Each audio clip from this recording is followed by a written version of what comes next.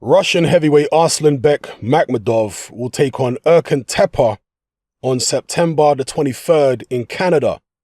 That is where Makhmudov is based and has been based since he turned professional.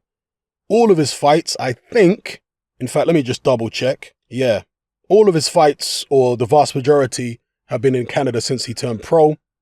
He fought in the World Series of Boxing. To my knowledge, had an extensive amateur background. As a professional so far, he is 12-0 with 12 KOs. He has beaten the likes of Samuel Peter, Jonathan Rice, Pavel Sauer, and a selection of journeymen. He's 6'5". He's an orthodox, looks very powerful. Now, his opponent, Erkan Teper, most of you guys will know very well. He infamously knocked out David Price in 2 rounds back in the days and was then popped for all types of PEDs, steroids and all types of other stuff.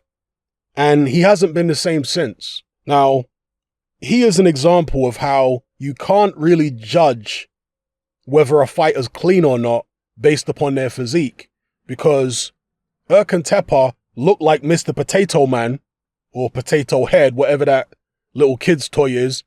He looked like a giant potato when he was on all the PEDs. And the only difference I can tell physically between Teper on PEDs and the Teper who is apparently not on PEDs is that his arms are skinnier, but his body's still fat. His body still looks like some type of pudding. So, yeah, that's Erkan Teper. He's coming off 2 wins. He fought once in 2020 and once in 2019.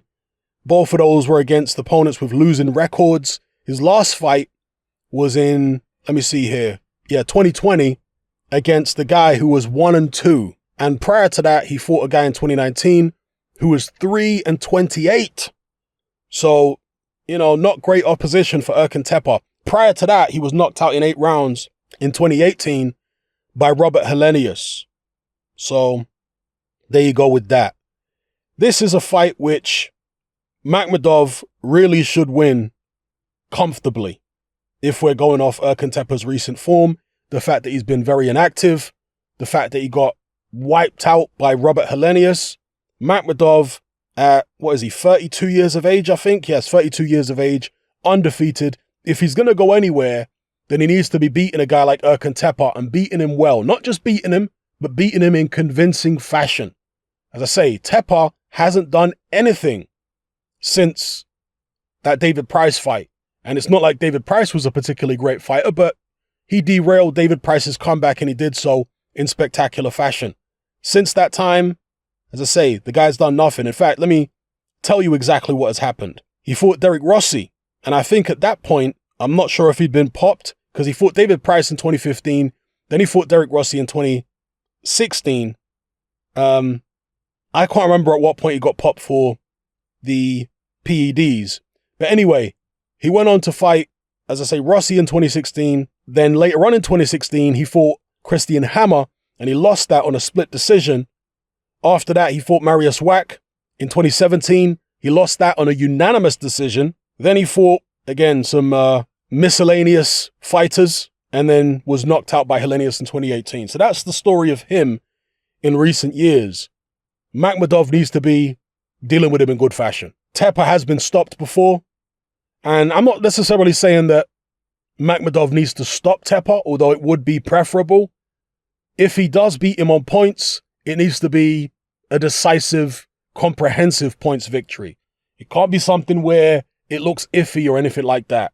Now, it's not the end of the world if he does struggle with Teper, or even, God forbid, lose.